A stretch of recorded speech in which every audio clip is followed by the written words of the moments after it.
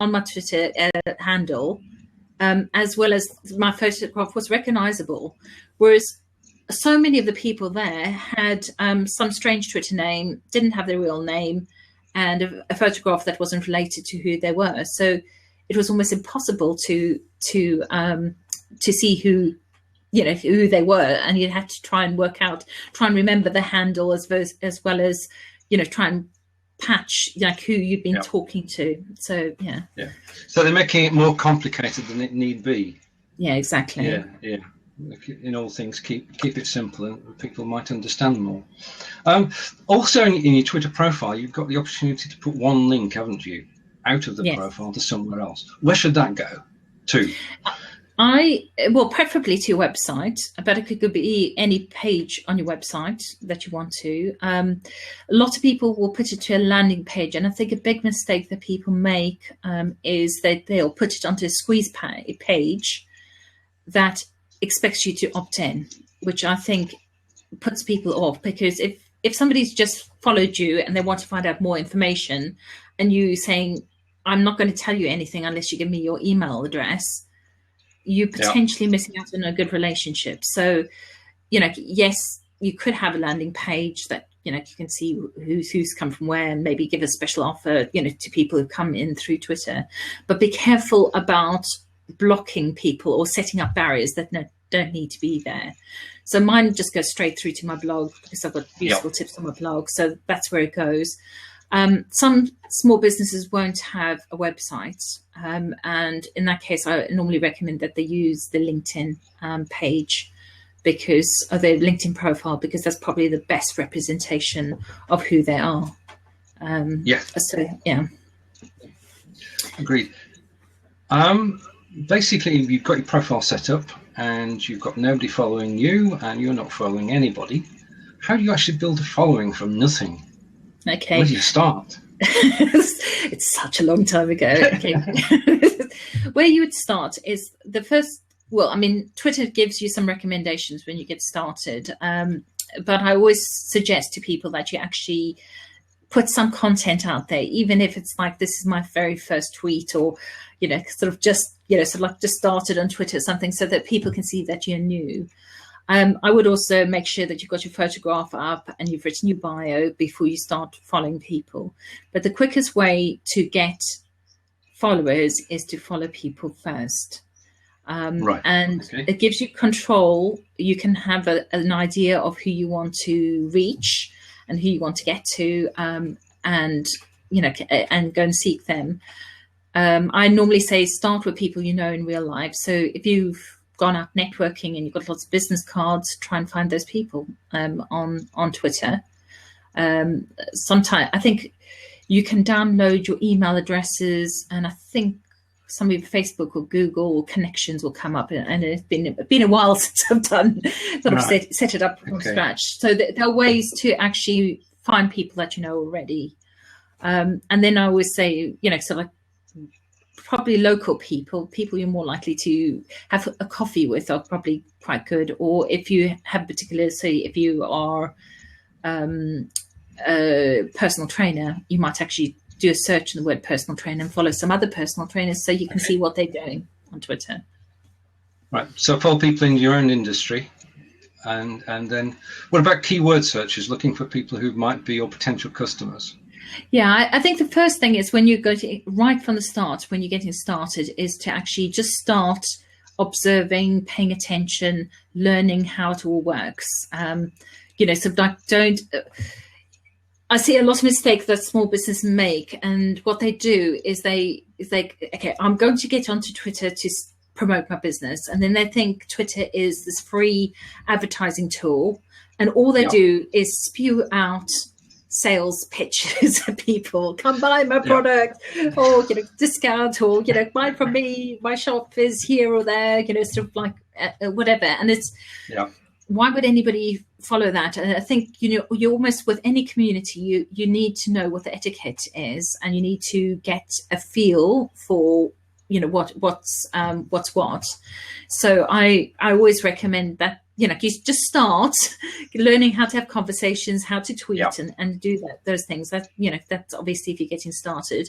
Obviously, if you got the mechanics right, of Twitter and worked out how things work, I would do keyword searches. I don't know if you Twitter. Do you know about Boolean search, don't you? I do, yes, but people watching this may not. So. Okay, with Boolean search is you can actually search for phrases. So you can put phrases in inverted commas. I know there's parentheses, whatever it's called. Right. And you can do like one term. So you can say something or something else, and you put the or in capitals. So you can actually do searches for that. So you can search for phrases, you can search for words, you can search for hashtags. And they do try and hide the advanced search. That's what Twitter. Okay. But which, if you do a search, it will open up onto another picture, and it will give you the top tweets with that. It'll give you live, people who are using that word at that particular time. So the live tweets, they'll give you accounts associated with that word or that phrase that you want. And there's a little more section. I think it's called more. And if you click on that, the bottom option, right hidden at the bottom, is something called advanced search, which actually allows you to do a lot, search for phrases, leave this out, this but not that, and things like that. So, which is really useful, but it is hidden away. I don't know why they don't make it a lot more accessible to people. But also you can, something that's I think very good, and people don't realize, is within that you can search for people who are near to you, which means that they're more local. Right. Yeah. That's good. So the facilities are there, but they're well hidden. And describing your book step by step how to actually get there. I think at this stage, a couple of things. For people who are new to Blab, welcome. On the right-hand side of the screen, you'll see the people who've actually joined. If you want to ask a question, if you put /Q with your question, then I'll pass it on to Nicky, and hopefully we'll get an answer. On the left-hand side of the screen, you can see the Twitter feed for this particular chat. And if you like the chat as it's going at the moment, if you could press tell little bird, then that will tell people on Twitter that this chat is taking place. Now, this chat is about the book, How to Twitter for Business, which Nicky has published. And it's basically the beginner's guide to Twitter. And what we forget is that there are new people starting using Twitter every day. And it's designed to help them, isn't it? Yeah, I wrote the book for people who are starting out. So, to help somebody right from scratch. But it's actually surprising how many people who've been on Twitter for quite a long time have written to me or tweeted to me and told me how useful they found the book, because it's changed the way they think about Twitter. Because quite often people get busy and, they get followers and they get tweeting and but they have no focus. And, I think if you're a small business, you really need to be mindful of the time that you spend. So it's not to say that it's not worthwhile having relationships with people and getting to know people.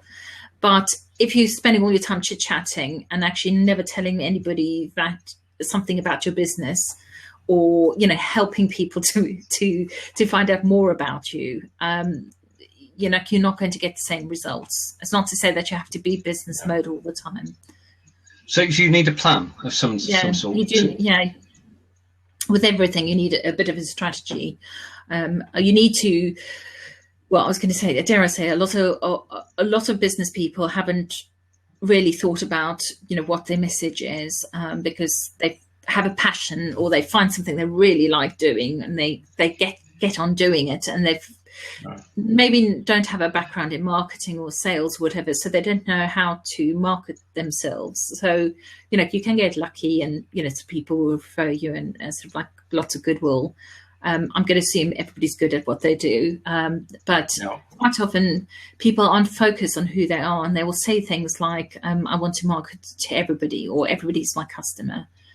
And if you think everybody's your customer, you're just not going to get anywhere, because you can't market to everybody. You need to actually be able to niche it down, or to work out who your customers are. And that's really important. And as a lot of people don't necessarily want to go local because they think, oh, I don't want to be limited to, people in my area. But in fact, you can start there and then expand, rather than say, well, the world's my oyster. It depends, it depends on your business and what you're selling, or what you're promoting, or what services you offer. But it was also, so it's getting the message right. And I think, what I like to tell people is, think of who you are, who you help, and how you help people. And I think that's a good word in terms of social networking in general, is helping people. If you put yourself up there and you help people, then that's the right approach, isn't it? Rather than broadcasting. Yeah, I think it's, people remember how you make. Well, how you make them feel, rather than what you say or what you do. And if you've always got to think, when you write on Twitter, that it's for the reader. So who the person reading your tweet is, not what you want to put out there. You always have to try and think of it from the person who might read that tweet's viewpoint. And it helps you got to put yourself in your customer's shoes, or the person who's reading its shoes. So if you can make people smile or laugh, then that's good. That helps. Yes. Yeah, sense of humor. If you enjoy it, it will filter through to other people as well. If you're in a bad mood, don't tweet. If you, as you say in your book, don't tweet when drunk, because it's image, isn't it? Yeah, no, it is image, and I have made mistakes because I've got a little bit cross with things, a little bit snappy, and it does come out. So nobody's perfect, but so like sometimes people wind you up and you get the wrong end of the stick and things like that. But I tend to walk away if I'm getting rattled by something, and quite often when you come back and look at it and you think, well, no, there's nothing about that tweet that should get me that rattled, or there's a simple answer that I can give, but you get caught up in the moment, and that's very easy to do.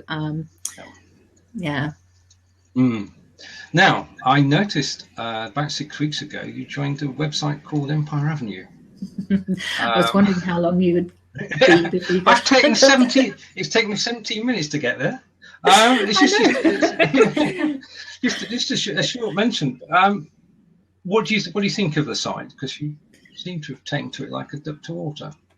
If you don't mind saying I suppose I suppose with all new sites, I have a look around and sort of just see what's what, to find out how things work. When I first went on the Empire.Kred, I was like, what's this all about? Is this a game? And there's part of sort of gaming that that's involved in it, but it didn't take very long to realize there's a very strong community in Empire.Kred, and that the real people is working, and by interacting and engaging with people, you get a lot further, and people sort of like it have been incredibly supportive.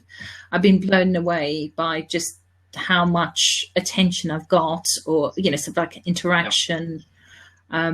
It's been very, very powerful, and I wasn't expecting it. I was like, I actually thought, try it for the weekend, or I think I started on Thursday or Friday or something, see how it all works, and walk away basically. But, that's it. We go and try websites out, and it is a pleasant surprise to find a website where people are actually interested in you, rather than they want to get to know you, they want to help.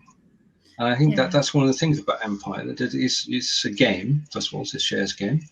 It's a missions game. In other words, we're talking about wanting to be retweeted and known on Twitter. Empire Avenue helps with that through the missions. And the third side is it's a community.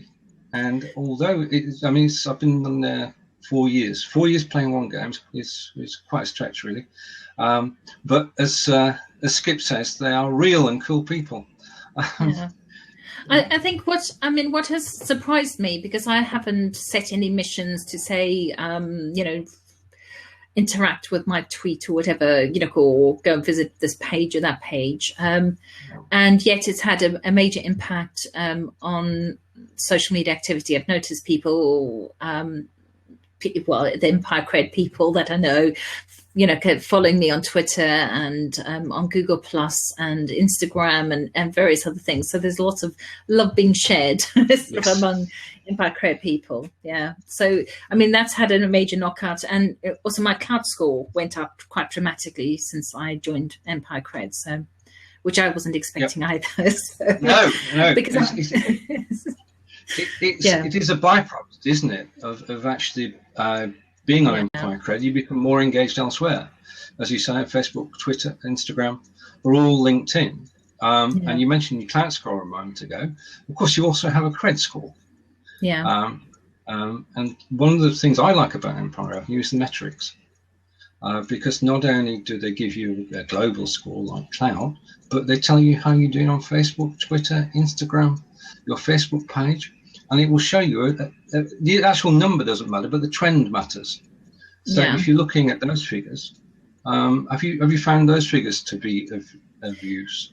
I suppose what was interesting was my Twitter one was a lot stronger. So it was Twitter, Facebook, and Instagram, which is basically where I spend my time. I don't post as much on Facebook. I interact and engage with people a lot on Facebook, but things like Clout and Empire.Kred only tend to look at what you're posting and how people react to what you post. That's right. Yeah. Rather than actually how many interactions you're having.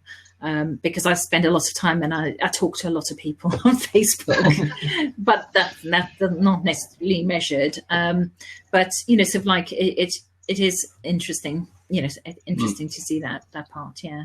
That's right. So Empire.Kred is there for everybody. And now back on topic. You're playing another book, I understand. Yes. What's this?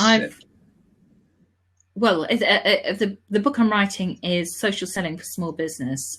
So really how to use LinkedIn and Twitter to find more customers, increase leads, and increase your sales, and also sort of like get more repeat sales from people that you know. So it's really about how to do the nurturing, connecting and nurturing, as well as a bit of social listening. And establishing your profile and getting to know people. So it's quite exciting. Well, I mean, I've been writing the book for a while, so it's been in the pipeline. Unfortunately, normal things get in the way, like clients doing workshops. Customers. Customers. How can they get in the way? So I mean, I'm planning to do a Kickstarter project to crowdfund it. I went to a publisher and they basically wanted me to change I think I know what the book they wanted me to write, which was different from the book I wanted to write. I want to write a really helpful, guide. This is how you do it. There's no point in saying you need to listen on social media. People need to know how to do that, how to set it up for free, what you need to do, which tips are useful, which tools are useful, how do you connect with people, how do you find people, how do you do search to find the right people. And I wanted to go into all of those details, which so makes it very platform specific. So for a publisher, it means that it's likely to change. Which, so like they prefer to have a more general theoretical, things about it. But I think for usefulness, it's the clearer you can be in terms of, this is how you do it, or, use that. And so I just wanted to have control of it. And I also wanted to get the book out quicker once it's finished. So get it out as quickly as possible so that it's in date. And it means that I can do a revision, in a year's time or something. But I mean, it's not as specific that, I mean, most of it, the content will stay, sort of correct, because a lot of it is about how to network and how to establish your sort of your personal branding, which is not going to change, how to create content quickly, because content marketing is key to to social media and social selling and getting more customers or attracting the right customers. So, like lots of tips like that. Yeah. Yeah, content market interests me. Do you have to generate all the content yourself, or is it good? No, you don't have to generate all the content yourself. Obviously, if you can create your own content, then that's got better value. Now, it can be a blog. Blogs are good, but LinkedIn publishing is allowing. In fact, I published something on lead generation with Twitter, and I put it on my blog. And got good traction. That was a very definite how to do it. But then I did a simpler one on LinkedIn, and that had over 1,000 views within a day. That's brilliant. Yeah. My blog, generally it will build up, but it certainly doesn't get that amount of traffic. Within a day. So I, sort of like, so that was, sort of nice. And hopefully, I've seen some traffic come from the LinkedIn one onto my website, onto that article. Yeah. And also Facebook is now, they've reintroduced notes, or they've made it more whizzy. So it's on your personal profile, but I think that what they tend to do is they tend to launch things first on profiles, and then they'll put it out to pages. So there's a chance to publish on Facebook, and it actually looks quite nice. So it doesn't have to be. So I mean, there's that, but also pictures are content. Yes, you can create something as visual, and there's tools like Canva, which are makes it really easy to create good-looking content. Sort of for nothing, or for $1 for using one of the creators. Yeah. The cost is your time, isn't it? I mean, it all takes time. How do you sort of balance that with? Okay, so I mean, life. How do you balance? Getting a balance. Yeah, creating content is one aspect. I'll just I'll come sort of back to it. But obviously, not all the content you put out there needs to be your own content, and there's ways to curate other people's content. So if and there's lots of tips and tools I can go into them. If anybody's got any questions, I can answer those ones in terms of how you can curate easily, so you get good quality content coming almost delivered to you. So it makes it really easy of you choosing this or that. This is a good one, or that's a bad one to put on. So there's a mediocre one. But yeah, I mean, it is getting the balance right, because ultimately, if you're getting busy at work, then you're not going to spend all day long on social media. And social media can be a bit time consuming. First thing in the morning, well, last thing at the night, I'm on my phone. So I'm reading this. Very sad. Watch TV with either my laptop or my phone. I know exactly what you mean. Yeah. Shall we open the chat up and invite people to join us? Yes, it'd be lovely to have more people in this chat. Yep. Okay, so if you want to join us, please just press the calling button, and we welcome your questions. Perhaps Barbara, if you'd like to join us, or Skip. I know this is probably your first blab, but there's no better place to start and no friendlier faces to see than mine and Nicky's. Yeah, I don't mind. All you need is a camera and a microphone. Okay, well, we'll carry on chatting. There's no problem with that. I think the thing is that Twitter is a great way to promote your business, isn't it? If you do it right. Yeah, I just realised I haven't tweeted. So how silly am I for not tweeting? Yeah. Anyhow, sorry. I haven't told a little bird that, which is just useful to do. Okay, I think in this day and age, you really can't ignore social media. And so many people will still say, but my customers aren't on social media. And let's just say I think it was June or July, 1 billion people logged into Facebook. That's a seventh of the world's population. It is. The numbers are astronomical. You're talking about, Instagram's got 400 million active users a month. Twitter's got 316 million. LinkedIn claims, have got more profiles, but they're not necessarily active monthly users. So I think they've got about 350 million users. So, I mean, the numbers are phenomenal. So maybe one or two people, aren't on social media, but the chances are that within the next year or two, they'll probably be there. And there are enough customers and enough business to be done on the people who are already there. But with all things, it's choosing where your customers are. So say, for example, if you feel comfortable in LinkedIn, but your customers are all on Facebook, you need to be on Facebook. So and it depends on the audience. I can see the youngsters seem to enjoy it too as well. Well, one thing, one of the platforms that I'm on, but I don't really use very much, is Snapchat. And if that's your market, young people, I tend to have a very young bias. Snapchat is something you really need to seriously consider. Whereas I tend to only use it to communicate with my teenage daughter, because she sends me little pictures and send those pictures back. So it's very limited use of that. So I was just going to say. Yeah. Sure. I was going to say, what's everybody's favorite social media platform? If you can just answer that question. So it's just useful to see who's in here, where everybody's favorites are. Right. We've got a question from Skip.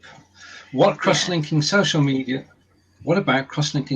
feeds so that they have the same content, or original content in all feeds? Just Facebook and Twitter linked. Okay. What are your thoughts on that? Yeah, I've got very strong thoughts on this. Okay, go. Okay, I really don't like, and I don't think you should be sort of tweeting directly onto Facebook or posting directly from Facebook onto Twitter, because they're two different platforms. They look different. There's different language involved in them all. It's not to say that you can't tweet the same content at the same time. So if you're using a tool like Hootsuite or TweetDeck, you can send it out to people at the same time. So I don't have an issue with that, but I do have an issue sort of like when people are posting everything they put on the page onto Twitter, and maybe that's all they're doing, and it doesn't look good. With Instagram, it allows you to cross tweet, but I use something called IFTT. IFTT. Yeah. So I'm aware that when I'm posting on Instagram, it's going to go out onto Twitter, and I have it posted so it posts as a picture rather than a link to Instagram. Right. And I started that just to see how it would go, and I would never have posted as many pictures onto Twitter if I hadn't done that, because I thought, because it's not appropriate. You have in your mind of what's acceptable and not acceptable for Twitter. True. Yeah. But guess what? My pictures get far more interaction, far more engagement than anything else that I do on Twitter. Well, I mean, obviously people. I think that's part of being personal, isn't it? The photographs that you've taken and you're actually sharing, so they're an insight into your own life rather than being general. Yeah, so it is being personal. Okay, is that an opinion of Google Plus? In the UK, it's different than the States, isn't it? Did you ever get to grips Google Plus, the take-up? No, I think actually Google Plus is one of these things that I don't spend that much time on Google Plus, but obviously if I'm writing a blog post, I will share it everywhere. And I've always been pleasantly surprised, because I'm not spending that much time on Google Plus, how much interaction all my posts get. So I do have a lot of engagement when I post on Google Plus. So there is a community. There are communities there. And even though it seems as though Google's shutting down Google Plus, or pulling it apart and all the good things, they're dismantling it, it's still active. And from all I can tell, it's really good for SEO and for search engine. So you'd be stupid not to be using Google Plus and putting your your content out on there, or content that's related to your your subject expertise. So ignore it at peril. It hasn't died yet. Whatever people say, you have got a lively community that are there. They tend to be. It's always tended to be a little bit more male dominated and very much more geeky. So more techie type people have liked it, but photographers have liked it because of the platform. But I think they've changed the picture part of it as well. They are pulling it apart, which is sad, but it's still, it's still worth considering. I agree. I don't think it's taken off the same level in the UK as it ever did in the States, but it is a viable social network. But the key is that you network where your friends and contacts are, don't you? So if your contacts are on Facebook, then you would naturally be on Facebook. But okay, you say that, but the thing is that with Facebook applies its algorithm. Okay, so what happens, and most people are unaware of the algorithm that applies. So if you interact with a friend's post, you're more likely to see more of that friend's post. So as a result, you see a lot of certain people's posts and almost nothing of other people's posts. And so you think that they're not on Facebook or they're not being present, but it's because the more people you have as friends and more pages you've liked and more groups you're in, Facebook will actually apply a law based on how much interaction you doing with that post. So it means that you don't necessarily get all that information. And some of your people who you are friends with and real friends with may never see any of your posts unless they've actually clicked a like or commented on the post. They'll stop seeing your posts, so they don't see very many of them. So sometimes by putting the same information, I get interaction from people that I'm Facebook friends with, who I probably met in a LinkedIn group first, who I might tweet with occasionally. But often I will get interaction from those Google Plus people, because if they're in your circle, you can actually pushes out notifications to them. So you can actually push out notifications so that they're aware that you've launched something. So quite often I'll see content from my friends, because every time we go on Google, there's little notifications to say that somebody's on board, and it's like somebody's actually interacted with you. And often I will see more people's content on Google Plus than I will necessarily see on my Facebook page, and certainly I would have missed it on Twitter. Yeah, because the filtering, as you described. I think there's also a place for private groups like the one that we're both members of, which was on WhatsApp and is now on Slack. Because that's people working closely together, isn't it? People who share common interests. I mean, that was started by Thomas Power. It's been taken over by Simon now. I think he's doing a good job. But it is a place you can pop into, and you can ask questions and get support, and we post links to this blab. And it's good to see one or two people from there have actually turned up today. But it's basically, you can network anywhere. Yeah. No, exactly. I mean, people. So, sort of like wherever you meet, and you get a feel for who the person is. I love Blab because it actually lets you have more than a little avatar of the person. So instead of just having a still photograph and reading the words, you get a better feel for who that person is. When you see how they interact, how they sound, I suppose it's a kinesthetic thing as well as audio and visual. So Blab, I've felt closer to people in Blab things because you actually feel as though you're sitting in the same room, even though you're not. So I know exactly what you mean, because you can have up to 4 people on screen at the same time. The way I look at it is it's friendlier. Because if you're doing a webinar or you're running Google Hangout, a broadcast, then it's just you. But if there's 4 people, you can pretend to yourself that people aren't looking at you; they're looking at the other 3 people. And that works for me. I know I popped in with my hair wet once, so I could. Yes, I did. Yes. that was most timely, because that was when we were trying to do the interview with Jojo Keys from Empire.Kred. Just get the mention. And we couldn't hear his sound, and you came in and you helped with John to actually sort it out. So that went ahead. Yeah. And Blab is technically easy when you know how. It's just the tricks, and that's where having a network comes in, because we met on Engages, and you were able to come in and know us in advance and get the whole thing sorted. But anybody who's thinking of actually broadcasting on Blab, it is a brilliant place, because it only takes 2 minutes to set it up, doesn't it?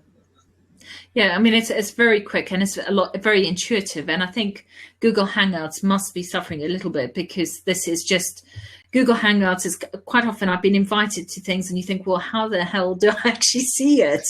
Because unless you go and watch it on a YouTube channel, quite often you can't find the right link, because it's not happening there and then, or you have to click through things. So quite often I've said, yes, I'm going to attend an event, and then you go at the time and you think, well, how do I find out where it is?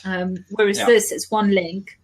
It's all recorded, so this is available. So some people will be watching it later, but sort of it means that it is so much more accessible, and a lot of people will have a Twitter account. Some people have actually set up a Twitter account so they can interact on Blab, but you can just watch it as well. You don't actually have to have a Twitter account to be part of it then.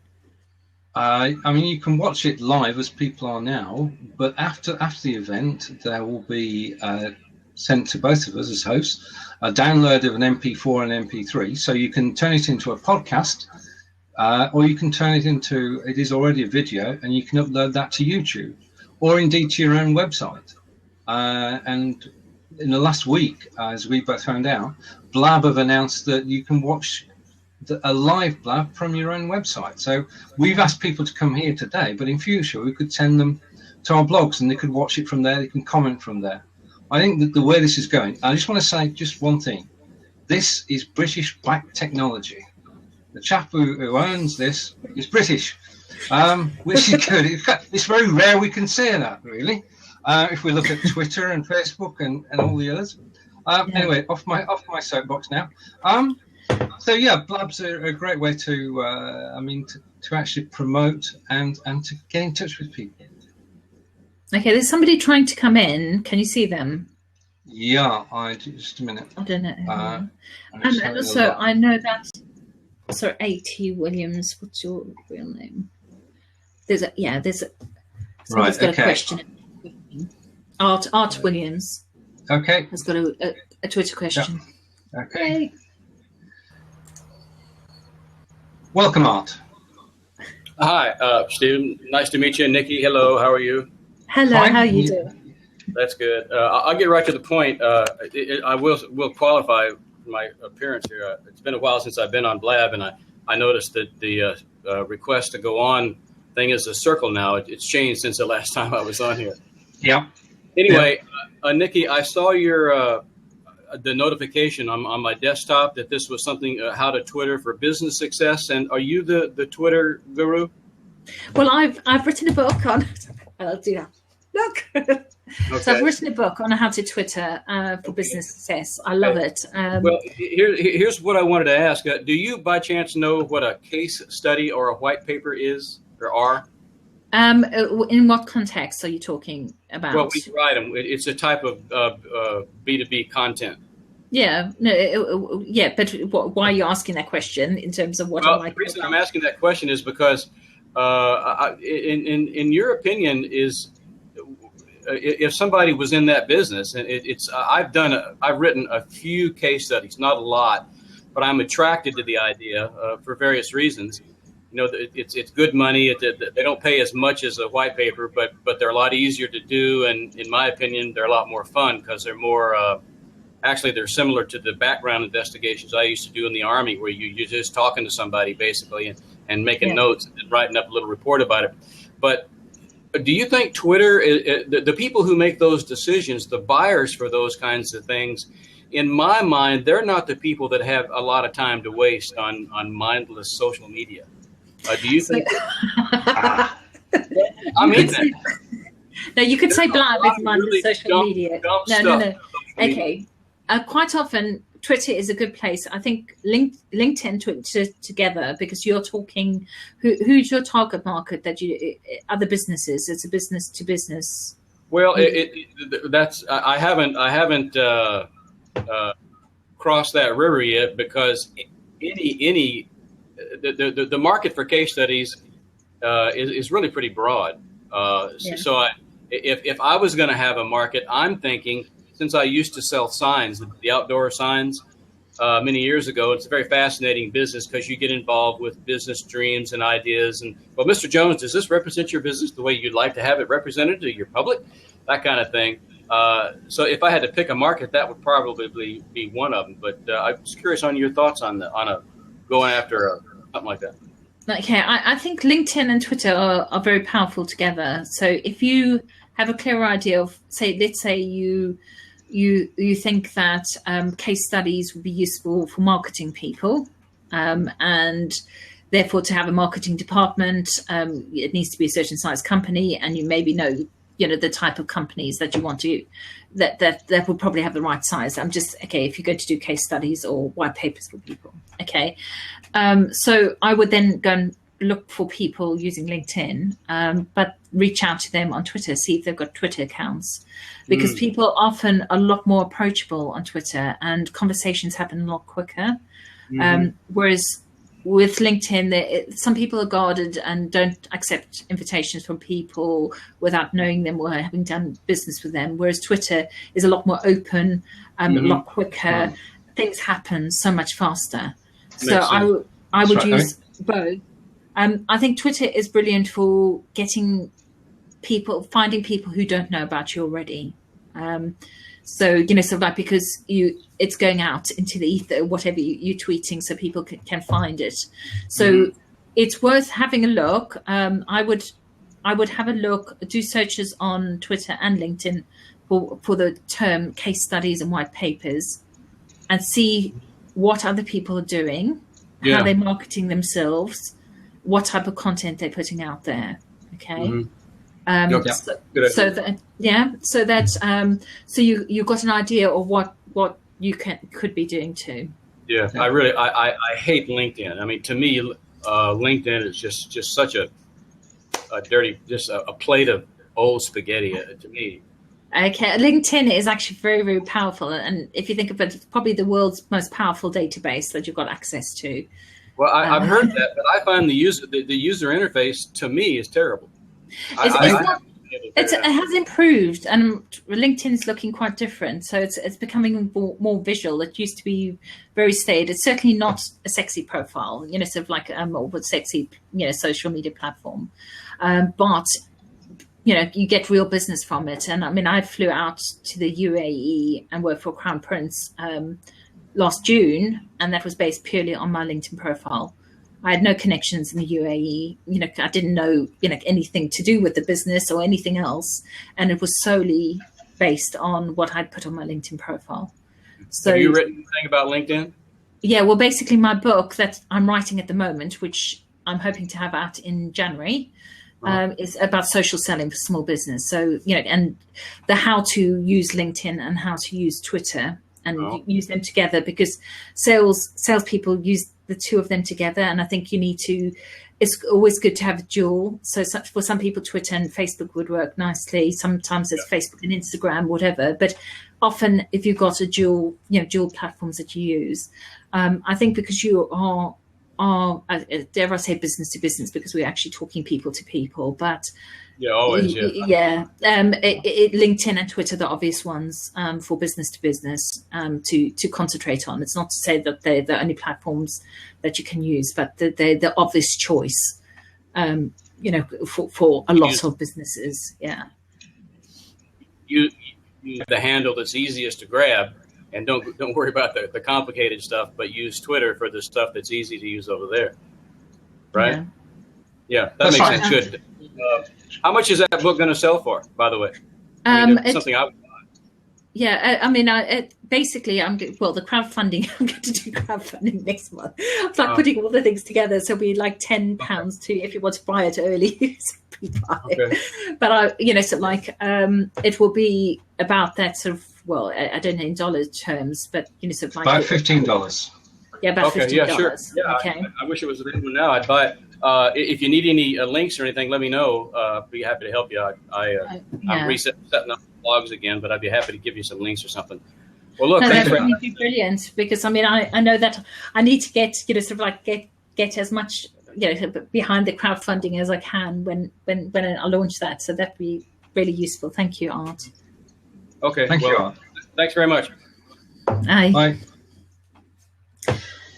Yeah, I think so. The crowdfunding is your next move to actually get that arranged. It'd be an interesting process. I to follow that. It's one of our nerve-wracking things, because of everything I've read about crowdfunding, because I suppose, me being me, if I think, okay, crowdfunding, and then I spend intense time researching and reading everything I can about crowdfunding. But everything I've read has been, it's really about having a campaign. And everybody I've spoken to who's had a successful crowdfunding campaign or launch have done a lot of preparation beforehand, have been consistent. I've been warned that you might get an influx at the start, and then it goes like flat lines, and you think nothing seems to work. So I'm aware that sort of you need to have a strategy and a plan in place. So just been can you imagine? Yeah. Can you imagine that persistence pays? So you say that when you first do it, you're going to get a lot of people on board, which will be friends, family, people you've met, and then you've got to work outwards from there. A bit like the Twitter, really. You've got to start at the where you know and work outwards. Well, I mean, I was going to say that the advantage I've got is that thousands of people have bought my How to Twitter book, and I've taught over 1,000 business owners how to use social media. So it's not as though I'm starting from scratch. No, I appreciate that. I wasn't suggesting for one moment. I was going to say it makes more pressure, because what happens if I do it and I fail? But I actually caught on YouTube yesterday, was sort of getting ready for the interview today, that you ran a real world show earlier in the year with guest speakers. Is that something that you enjoy doing and you're looking to do more of? Sorry, say that. The show you arranged, the social media show with Thomas Power and. I had a social media summit which was a real life event in, I think it was March or April this year, where I got together speakers and business owners together all in one place. I'm concentrating now in terms of getting the book out. Also, I'm aware that my How to Twitter, there's extra things that I'd like to write into that book. So that's my next project. And also I'm moving my courses online, so it's more accessible to other people. Yeah. Okay. So there's quite a lot happening in the background. Yes. If I may be so rude, where are you moving the courses to? Which online system are you going to be using? I'm using something called Jigsaw Box. It's a sort of blend between, so I'm putting training stuff on, but offering the coaching part of it. So I don't want to leave people just with a course that they do in their own time. I'm happy for people to do it in their own time, but if they need feedback and help on the course, I want to be available for them. So I can help them with that. So that's what I'm using as a system. I have put something on Udemy. What I didn't like was, they do discount it, can sort of like, so I think devalue it a little bit. But somebody was, and this is from a blab, somebody suggested that you have cheaper courses on Udemy. But, so like it's playing around with different things, sort of like for getting it out. But I'm this Jigsaw Box is working well. Yeah. So. I mean, my partner Angelica, who's a German tutor and translator, has got 3 courses on Udemy, and she's got the major course and 2 side courses, and the 2 side courses sell into the major course. That's the way it works. And I think the problem is that you actually want to get the full dollar value out of every sale, and therefore discounting is a bad thing. But on the other side of the coin, I'm just obviously out on Udemy, when they discount, they're doing all the marketing. So you don't have to market a thing, do you? They're doing the marketing for it, but if the people who go for the real cheap bargains, like the are probably not going to spend much money on your course because they're going for the bargain. So they might not be the right people. It does get it out to more people. So if you have a course that has got an upsell into it, then it's worthwhile. But, sort of like, I think they discounted a little bit much, and you don't have control over, their discounting of it. I was actually I drove more traffic to the course than they were generating with their discounted ones. So, every now and then I get, I get a few, it's like somebody signing up, and obviously, and it's invariably when they've discounted it. I don't promote that course anymore. So you've switched to Jigsaw. Oh yeah, well, basically because it offers that coaching support for people doing courses. Yeah. Right, we've got another question from Art. He says, "I just thought of a question. I think I've got somebody sending out tweets in my ID's name. Is that possible?" Well, it is possible if your account has been hacked. When was the last time you changed your password on Twitter? Because quite often, there was a spate of it. I haven't heard of that many recently, but it used to be that people would send a link in a DM, and if you clicked on that link, they were then sending out tweets on your behalf. Right. So if you haven't the first thing is change your password so that only you have access to it. That's the first thing. Okay, and just you can see what you've tweeted out. If you can look at your tweets and see what's been tweeted out on your behalf.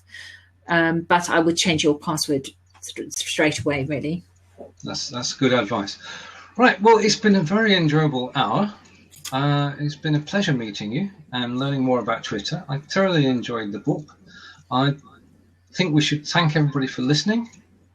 Yeah, well, thank you, and thank you. I mean, I've hardly asked you any questions, Steve. So, it's been quite fun. Thank you very much for inviting me to come on. I've enjoyed it, and all of you are welcome to, if you ask me questions on Twitter or wherever you want to ask me questions. I'm always happy to answer those. That's brilliant. That's brilliant. Okay, so thank you, everyone. We hope to see you on the next tweet. Next blab. The next blab, not tweet. It's a dear. All right. Goodbye, Skip. Goodbye, Art. Bye, Skip. Bye, Art. Bye. Who else is here? Yeah, and Babs and everyone who's joined us. And we look forward to being back again. I'm sorry, Kanoosh, we're actually going to close this down now. There will be a recording you can follow later. Thank you and good night. Okay.